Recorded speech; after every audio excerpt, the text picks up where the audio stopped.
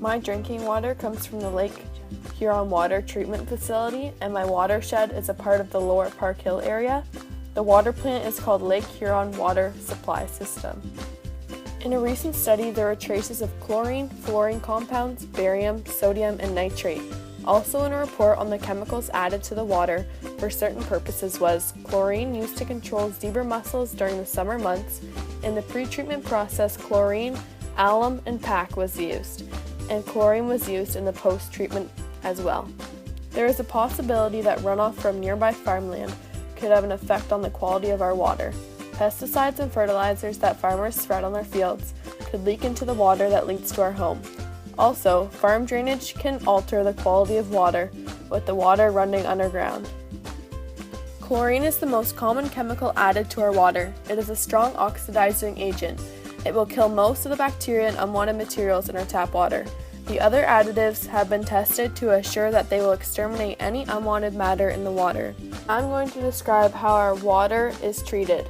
The untreated water is carried into the intake cribs and through the intake pipes as far as 2 kilometers offshore. The intake cribs are made with a chlorine solution, diffused for zebra mussel control. Mechanically cleaned traveling screens remove any large objects and debris, such as leaves and the occasional fish, from the water. Chlorine is then added to the raw water to kill most disease-causing microorganisms, and also to help control taste and odor-causing substances. Alum is also added to fast-stirring mixers, which cause very fine particles that would not regularly settle out of water to join together into larger particles called floc. The flocculation basin gently mixes the water to concentrate the suspended solids. Additional chemicals may be added to the flocculation process, either upstream of the flash mixers or as a part of the coagulation flocculation process. These chemicals include powder-activated cannon, which is for taste and odor, polymers, caustic soda, or chlorine. In the settling tanks, the speed of the flowing water is then slowed down.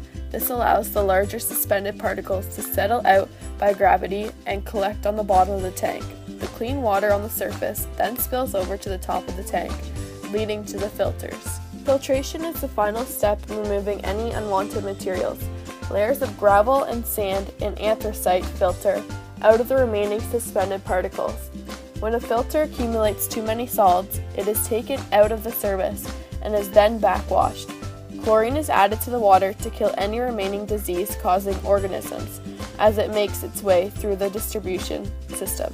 With the treatment process complete and the purified water collected, it is stored in a clear, well-located area below the treated water through the transmission mains to the reservoirs, pumping stations, and consumers.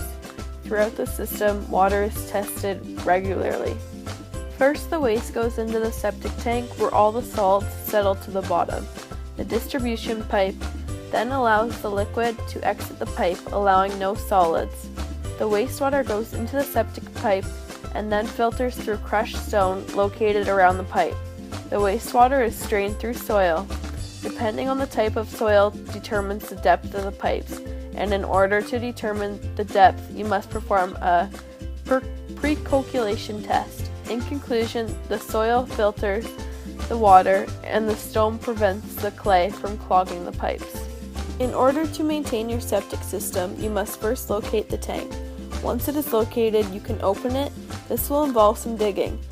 Once it is open, it is important to check all the ports. Another thing to check is the connections. Flushing toilets, running water will help you assure everything is running smoothly. Next, check the drain for any signs of failure. There are many things that should not be put down the drain, so be very careful not to damage anything. As Catholic students, it is important that we respect our resources and care for them appropriately. It is important that we do not use our waste for unnecessary purposes.